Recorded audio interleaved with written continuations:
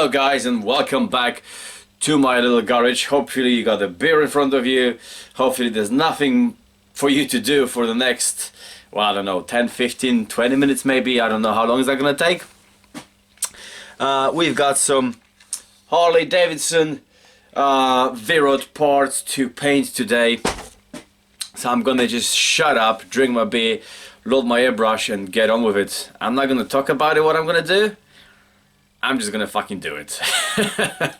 Cheers guys, enjoy the run. Oh yeah. Alright guys, so I thought I'll give you a bit of voiceover on top of the video as well as the music.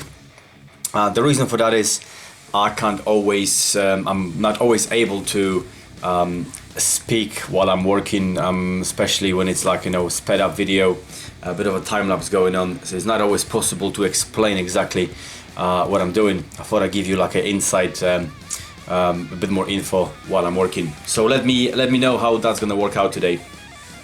Well, anyway, as you can see, I'm cutting the kind of stencil, not very detailed stencil, is a photocopy, basically piece of paper, just regular paper, with a design chosen by the customer for that piece.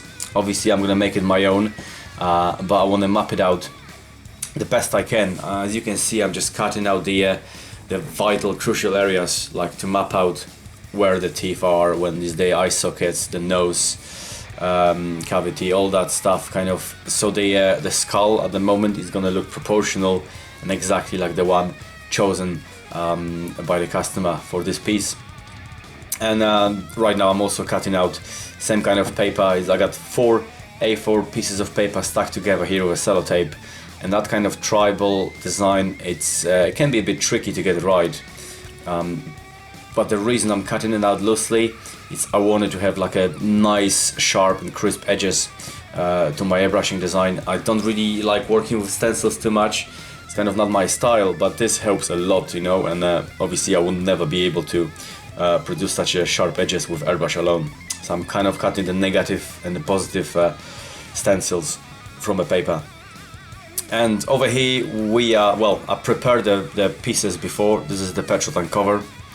I prepared this before, now I'm just degreasing it before I put my stencil on it and start airbrushing it, just making sure there is no grease, no residues, no bullshit on it whatsoever. That just making final, you know, sure it's clean and ready to work with. And we're ready to position our stencil over here. Also gives me an idea, you know, where I want the piece to be on the transition of this petrol tank cover. Normally I would use magnets, but this piece is made of plastic, as we discussed this before. That's the Harley Davidson V ROD petrol tank cover.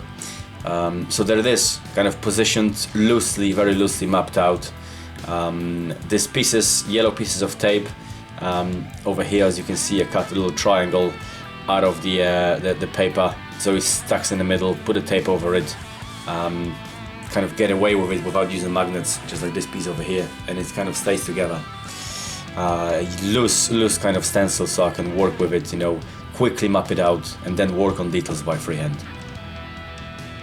And as you can see, when I actually move my elbow out of the way, I'm very loosely mapping out what's gonna happen next. Basically, I like working on my artwork freehand as much as possible, but obviously to map it out very loosely and to get that sharp edges, I need some kind of stencil, some kind of blocks, you know. So I'm using my negative stencil over here to lay down the roadmap for what I'm gonna do later. And as you can see, I'm very loosely pressing the pieces with my knife, you know, my X-Acto knife, to get that sharp edge. If I get a little bit under spray or overspray, I'm not really worried about that. I can go back and fix it later. Plus the artwork I have in mind, the extra details I have in mind, it all can be covered later on when I'm actually start working on it. And with this little loose stencils, what I'm doing, again, I'm trying to produce a little bit more of 3D effect to that tribal design, as opposed just, you know, flats, you know, white or whatever color that may be later on. Adding some extra details, you know, some highlights, you know, that the more white you put, kind of brings it back to life a little bit, you know. So I'm masking out loosely, kind of 3D effect, so it's got edge, kind of beveled edge, all those designed to it. It's not fully stuck on, as you can see, but again, we're not worried about it at this stage, you know. A little bit of underspray. Get out of the way, Maki. There you go. That's it. I'm ready to start working on the main piece, which is the skull. I'm just going to remove the stencil right now, and very obviously carefully. And this is what we end up with. You know, we have a roadmap of the tribal that we can work on it later on. That's how it looks like. It's not perfect, but then again, I'm coming back to it. You know, roadmap is laid down, and I can work from that point. You know, freehand. Time to put the skull on. So I cut the negative stencil out of it as well, exactly same way. Position it, make sure it's exactly what I want it to be, and that will help me to lay it down quickly. The again very basic roadmap, you know, of the proportion as well, where the skull is positioned on that piece. Yeah, that basically there you go. Got cut out the pieces before, stuck them on it, and that just gives me a very good idea of the proportion of the skull, where we have the eye sockets and the crucial parts that I use as a guide later on to lay it down by hand.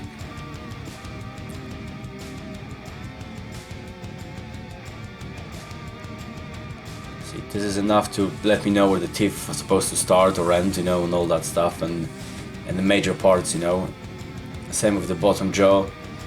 Not everything has to be cut completely, but that gives me a perfect idea how the skull is supposed to look like. And from that point, I'll be coming back to my stencil every now and again to create that crisp edge, but right now I'm working freehand, and it's the best way I like working, because it just gives like real fluid action to the artwork. I really like to make it a little bit my own. I'm looking at the reference picture I've got down there in the bottom, but I'm making it my own, you know. I'm not just airbrushing around stencils. This is just making it your own artwork in a way, even though I didn't enjoy it originally. But then again, you know, you see I'm coming back with some stencil, and the pieces I cut out from the teeth just makes my life a lot easier, actually, a lot quicker to do it this way. Stack it back on there, and I'm just can produce the teeth from that skull, again loosely, because they're gonna be texture on it, but right now it make my life so much easier. I got a crisp edge on it. I will come back later on and redo it again, but doing it this way, as you can see, it makes a lot of sense. It makes my work basically easier and quicker. And as of now, I'm starting to work on these textures. First, obviously, with white, with mapping white.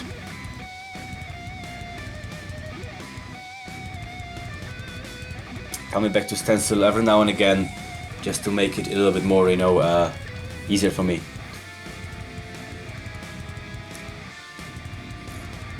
Producing some depth for the eye sockets and the nose cavity. Getting there and start already working. As I'm working, the map is there. I'm adding textures to it, you know, very gently, because it's layer upon layer. That's where the artwork comes alive, with layers. I'm gonna come back probably with black and then white and then black and then white again, probably 6 or 7 times, you know, with different shades of black as well, to create that texture to it. Yeah. Adding the eyeballs all by hand, you know, there's no stencils needed over here.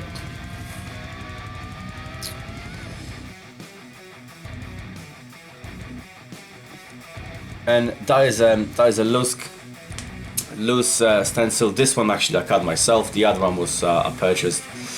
Adding basically helps me to create a structure, a kind of texture to the surface of the bone, because obviously bones are not smooth. If you look closely, they got lots of different cracklings and imperfections in the bone, and whether this guy's been dead for I don't know how many years, but obviously it doesn't have perfect bone structure. So I'm adding organic shape to it, you know, making it more realistic, maybe not super photorealistic, but making it a bit more interesting to look at. And obviously having a beer, guys. Cheers, thank you very much. Halfway through, I've been working this piece for 3 hours now. Obviously I'm getting thirsty. Cheers, thank you. It's very important, guys. Don't always remember to drink beer when you're working. Right, go back to work, mate, go back to work. Right, now I'm pretty much ready, done with mapping, and I'll be working on it, I would say 90% now freehand. I'm going to be adding some stencils to it just to make it a little bit more, you know, interesting, but at this stage I'll be working on it freehand, fixing all the mistake, imperfections, and adding more and more textures to it. That's how it looks like right now. And then coming back with, what is it, more white. Yeah, I'm making it more 3D kind of, you know, by hand, bringing it back to life. I like to always overload it a little bit with white so I can come back with black later on, or with some kind of shade of black, and push it back, but then I'm coming back with white again later on to bring it up, and the battle is never over. There you go. I didn't film this, but you can see some spots on it now that was done with black, bit of stencil, and now I'm just pushing those teeth back, making them a bit more pronounced. You know, the teeth's gonna be a bit more pushed back. You know, he doesn't have perfect teeth like a Hollywood model. I need to push them back a little bit, you know, make them a little bit darker, and starting working on the texture on it as well. All those black areas I want it to be black, I'm pushing back with black right now, creating edges, creating, you know, spaces over there, pushing it back basically.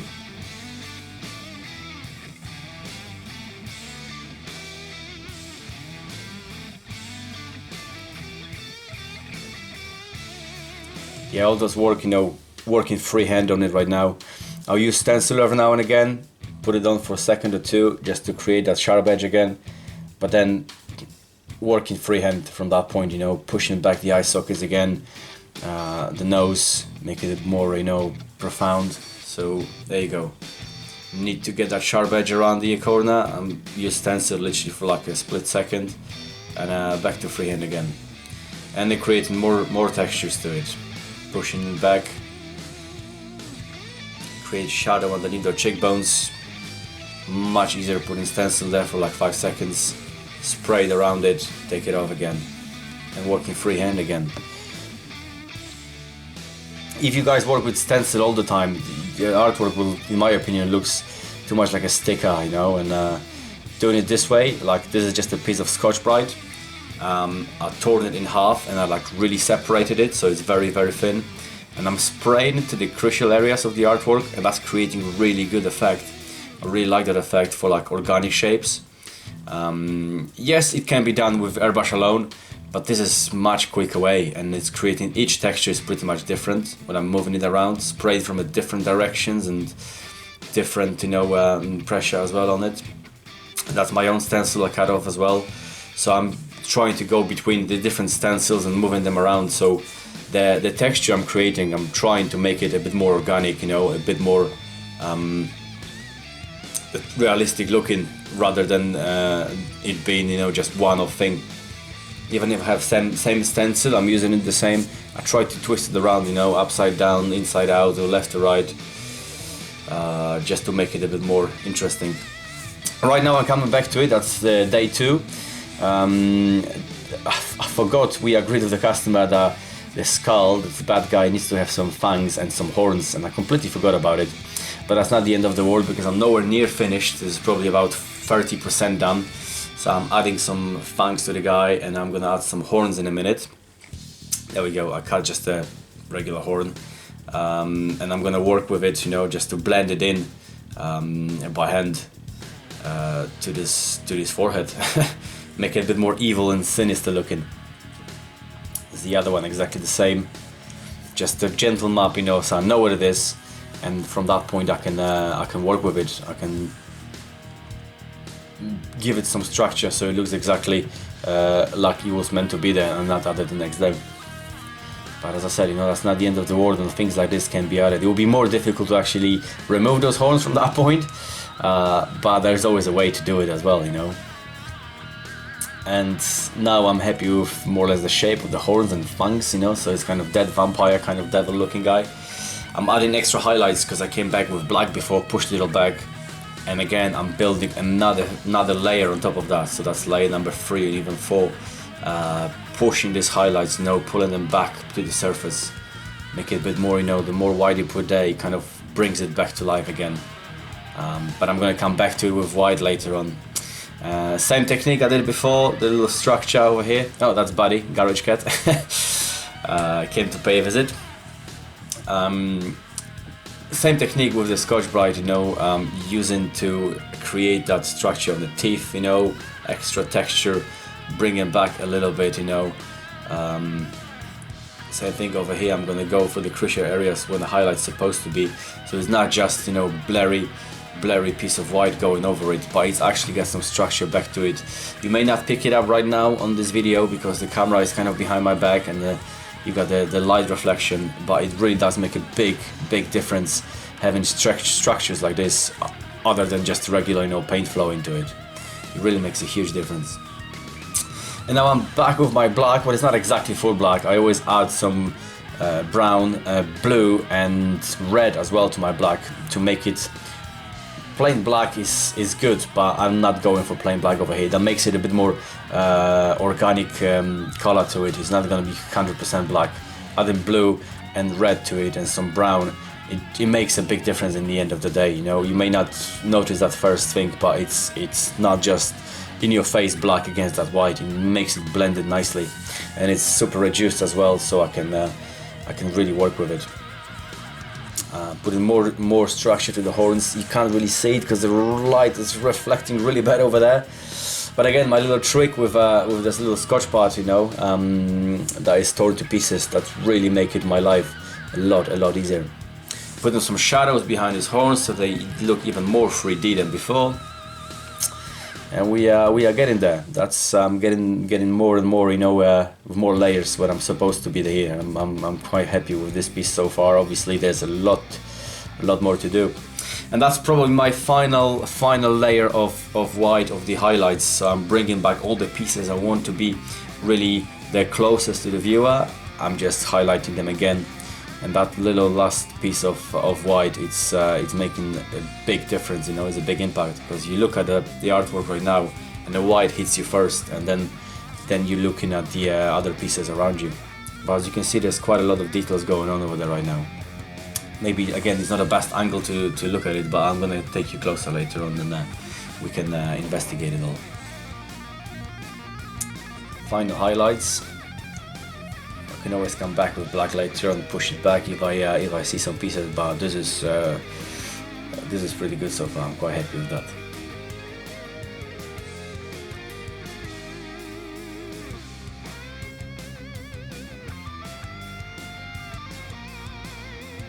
Right now I'm adding some bone kind of color. I'm using tequila yellow. If you do it, gently mix it up with some other candy colors, it gives that, you can see this guy is turning into a bone structure. Kind of bone is not white, the bones are never white, they're kind of yellowish looking, cream yellow. And the tribal and his eyes, I'm getting some candy blue, Candy 2.0 by Createx. There's a reason for it. We're gonna add some blue flames later on to it. So but it was ordered by the customer. He wanted it blue, you know, main color blue like this. So there we go.